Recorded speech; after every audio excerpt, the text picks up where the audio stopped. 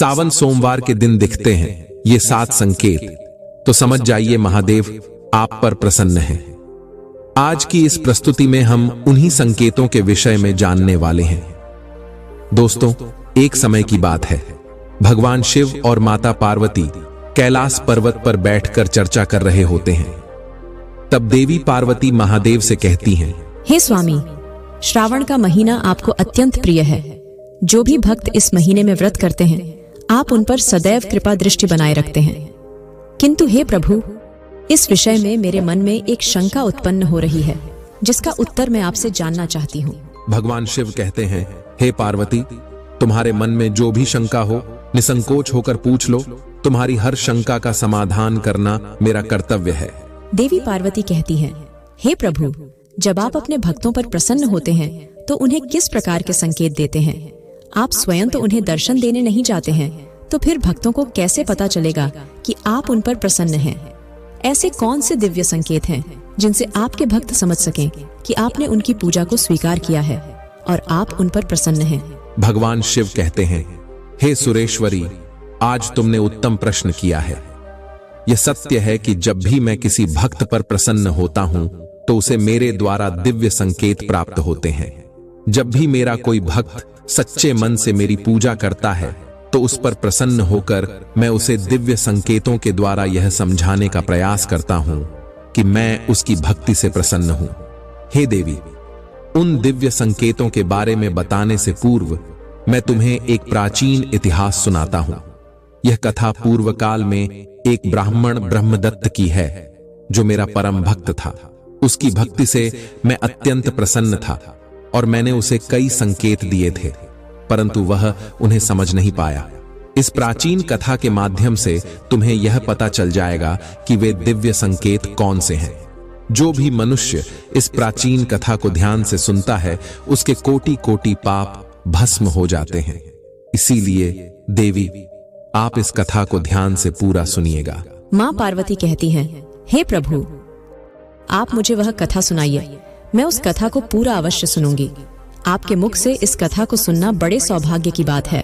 फिर महादेव देवी पार्वती को वह प्राचीन कथा सुनाते हैं। दोस्तों, इस कथा में उन महत्वपूर्ण दिव्य संकेतों के बारे में बताया गया है, इसीलिए आप इस कथा को पूरा जरूर सुनिए। तो चलिए सुनते हैं वह महान कथा। महादेव कहते हैं, हे पार्वती, अब तुम इस कथा को ध्यान से सुनो। प्राचीन समय की बात है। विराजपुर नाम की नगरी में ब्रह्मदत्त नाम का एक ब्राह्मण रहता था, जो मेरा बहुत बड़ा भक्त था।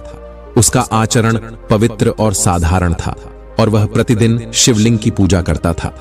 उसकी भक्ति निःस्वार्थ थी और वह सदैव दूसरों की सहायता के लिए तत्पर रहता था।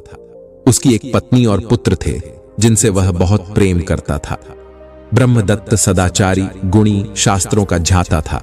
वह नित्य शिव पुराण का पठन किया करता था। ब्रह्मदत्त महादेव के हर सोमवार के व्रत को करता था। वह शिवरात्रि के व्रत को निर्जला रहकर पूर्ण करता था। वह रोज मेरे मंदिर में जाता था, मेरी पूजा करता, साफ सफाई करता था, मंदिर में आने वाले भक्तों की सेवा करता था। इस प्रकार से ब्रह्मदत्त ने बड़ी ही सेवा और भक्ति करके मुझको प्रसन्न कर लिया था। महादेव कहते हैं, हे देवी, जो मनुष्य परोपकार करता है, प्राणियों पर दया दिखाता है, वह मुझे सबसे अधिक प्रिय होता है। ब्रह्मदत्त में वे सभी लक्षण थे जो मेरे सबसे प्रिय भक्त में होते हैं। इसी कारण से मैं उसकी भक्ति से अत्यंत प्रसन्न था।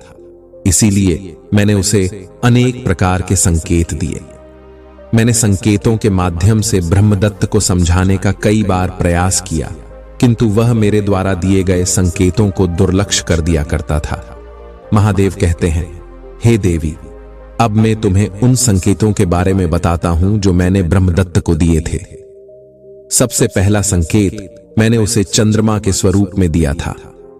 प्रत्येक सोमवार की सुबह ब्रह्म मुहूर्त में ब्रह्मदत्त की नींद खुलती और वह आकाश में चमकते हुए चंद्रमा को देखता।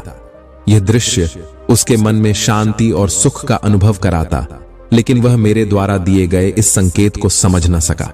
इस संकेत के फलस्वरूप उस दिन उसने अपने गांव में एक महत्वपूर्ण व्यापारिक सौदा किया, जो बहुत लाभदायक रहा। यह संकेत भगवान शिव का था। कि ब्रह्मदत्त के जीवन में खुशियां आने वाली हैं और उसका भाग्य प्रबल होगा। महादेव कहते हैं, हे देवी, फिर मैंने उसे दूसरा संकेत सफेद नंदी के रूप में दिया। एक अन्य सोमवार ब्रह्मदत्त अपने घर से शिव मंदिर के लिए निकला और फिर उसे रास्ते में सफेद नंदी के दर्शन हुए। नंदी को देखकर उसका मन प्रफुल्लित हो गया, लेकिन उसने इसे भी साधारण घटना समझकर नजरअंदाज कर दिया। इस संकेत के फलस्वरूप उस दिन उसके एक पुराने मित्र ने उसकी सहायता की और उसकी सभी आर्थिक समस्याओं का समाधान कर दिया। यह संकेत था कि भगवान शिव का आशीर्वाद उसके साथ है और उसकी समस्याएं समाप्त होने वाली हैं। महादेव कहते हैं, हे देवी, अब मैंने उसे तीसरा संकेत नागराज के रूप में दिया। कुछ सप्ताह बाद एक सोमवार को ब्रह्मदत्त अपने गांव के पास स्थित शिव मंदिर जा रहा था। रास्ते में उसने नाग देवता को देखा। यह दृश्य उसे विचलित कर गया, क्योंकि नागों से उसका स्वाभाविक भय था। फिर भी उसने इसे भगवान शिव का संकेत नहीं माना। इस संकेत के फलस्वरूप उस दिन उसे एक अप्रत्याशित स्रोत से धन प्राप्त हुआ, जिसने उसकी धन से जुड़ी सभी समस्याओं का समाधान कर दिया। यह संकेत था कि ब्रह्मदत्त की धन से जुड़ी समस्याओं का अंत होगा और उसकी दरिद्रता का नाश होगा। महादेव कहते हैं, हे देवी, उसके बाद मैंने उसे चौथा संकेत भी दिया। अगले सोमवार को ब्रह्मदत्त ने मंदिर के पास एक वृक्ष के नीचे एक स्त्री और पुरुष को एकांत में बैठे देखा। उसे यह दृश्य अजीब लगा, लेकिन उसने इसे भी सामान्य घटना समझकर अपने ध्यान से परे कर दिया। इस संकेत के फलस्वरूप उसी दिन उसके पुत्र का विवाह एक अत्यंत गुणी और सुंदर स्त्री से तय हो गया, जिससे पूरे परिवार में आनंद और खुशी का माहौल बन गया। यह संकेत था कि उसे एक अच्छा जीवन साथी मिलेगा या विवाहित होने पर पति पत्नी का प्रेम बढ़ेगा। महादेव कहते हैं, हे देवी, अब मैंने उसे पांचवा संकेत एक काले रंग के श्वान के रूप में दिया। एक दिन सोमवार को जब वह अपने घर लौट रहा था, तो उसने अपने द्वार पर एक काले कुत्ते को बैठे पाया। कुत्ता उसे देखकर दुम हिलाने लगा, परंतु ब्रह्मदत्त ने इसे शुभ संकेत नहीं समझा। किंतु इस संकेत के फलस्वरूप उसी दिन उसके परिवार पर आने वाला एक बड़ा संकट टल गया, जब ब्रह्मदत्त की एक बीमारी का उपचार समय पर मिल गया। यह संकेत था कि उसके जीवन पर आने वाला कोई बड़ा संकट टल चुका है। महादेव कहते हैं, हे देवी, उसके बाद मैंने उसे छठा संकेत दिया। इसके बाद एक अन्य सोमवार को ब्रह्मदत्त ने एक गली में चलते हुए एक मिट्टी के घड़े को देखा, जिसमें दूध भरा हुआ था। उसने सोचा कि यह किसी व्यक्ति का गिरा हुआ घड़ा होगा और इसे नजरअंदाज कर दिया। इस संकेत के फलस्वरूप उसी दिन उसके व्यापार में अचानक वृद्धि हुई और उसे कई नए अवसर प्राप्त हुए। यह संकेत था कि उसका बुरा समय समाप्त होने वाला है और अच्छा वक्त आने वाला है। महादेव कहते हैं, हे देवी, उसके बाद मैंने उस ब्रह्मदत्त को भस्म लगाई हुई व्यक्ति के रूप में दर्शन देकर सातवां संकेत दिया। एक सोमवार को ब्रह्मदत्त ने एक व्यक्ति को देखा, जिसने अपने शरीर पर भस्म लगाई हुई थी। उसे देखकर ब्रह्मदत्त के मन में विचित्रता उत्पन्न हुई, लेकिन उसने इस दृश्य को भी नजरअंदाज कर दिया। इस संकेत के फलस्वरूप उस दिन उसकी स्वास्थ्य समस्याओं का अंत हो गया और उसे एक लंबे समय से चल रही बीमारी से मुक्ति मिल गई। यह संकेत था कि उसे उत्तम स्वास्थ्य की प्राप्ति होगी और उसके सभी रोगों का नाश होगा। महादेव कहते हैं, हे देवी, इतने संकेत देने के बावजूद भी वह ब्रह्मदत्त समझ नहीं पाया, तो मैंने उसे स्वप्न के माध्यम से आठवां संकेत दिया। एक रात ब्रह्मदत्त ने स्वप्न में त्रिशूल देखा, जो भगवान शिव का मुख्य अस्त्र है।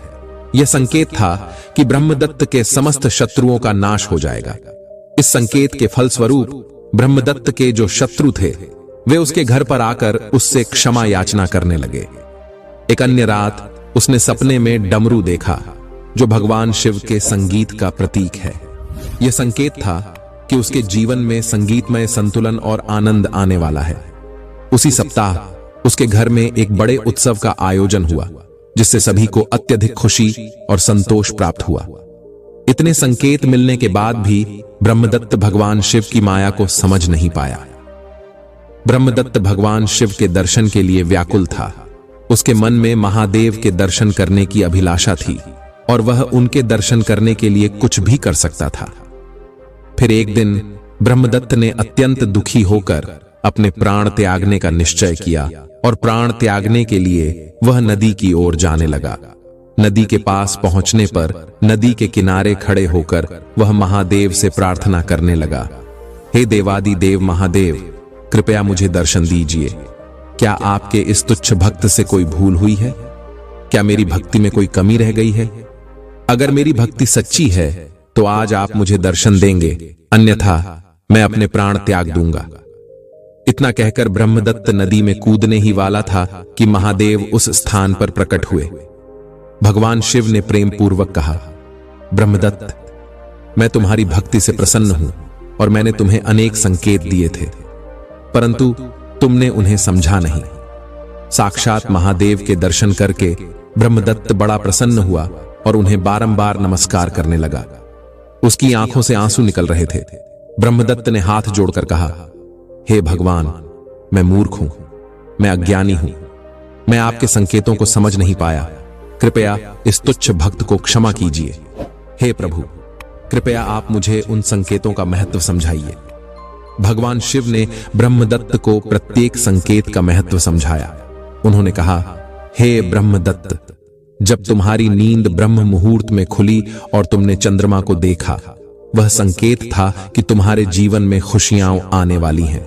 सफेद नंदी के दर्शन का अर्थ था कि मेरी कृपा से तुम्हारी समस्याएं समाप्त हो चुकी हैं। नाग देवता के दर्शन तुम्हारी धन से जुड़ी समस्याओं के अंत का संकेत थे। वृक्ष के नीचे स्त्री और पुरुष का बैठा देखना संकेत था कि तुम्हें एक अच्छा जीवन साथी मिलेगा। काले कुत्ते का द्वार पर आना तुम्हारे जीवन पर आने वाले बड़े संकट के टल जाने का संकेत था। मिट्टी के घड़े का दिखाई देना यह बताता था कि तुम्हारा बुरा समय समाप्त होने वाला है। भस्म लगाए हुए व्यक्ति के दर्शन का अर्थ था कि तुम्हें उत्तम स्वास्थ्य की प्राप्ति होगी। त्रिशूल और डमरू का स्वप्न में दिखना तुम्हारे जीवन में शक्ति, संतुलन और आनंद का प्रतीक था। लेकिन तुमने मेरे इन सभी संकेतों को दुर्लक्ष्य कर दिया, इसीलिए मुझे स्वयं तुम्हें दर्शन देने के लिए आना पड़ा। ब्रह्मदत्त ने यह सब सुनकर भगवान शिव के चरणों में सिर झुका दिया और कहा, हे भगवान, मैं आपकी कृपा को नहीं समझ पाया, कृपया मुझे क्षमा करें। भगवान शिव ने उसे आशीर्वाद दिया और पूछा, ब्रह्मदत्त, अब तुम मुझसे क्या चाहते हो?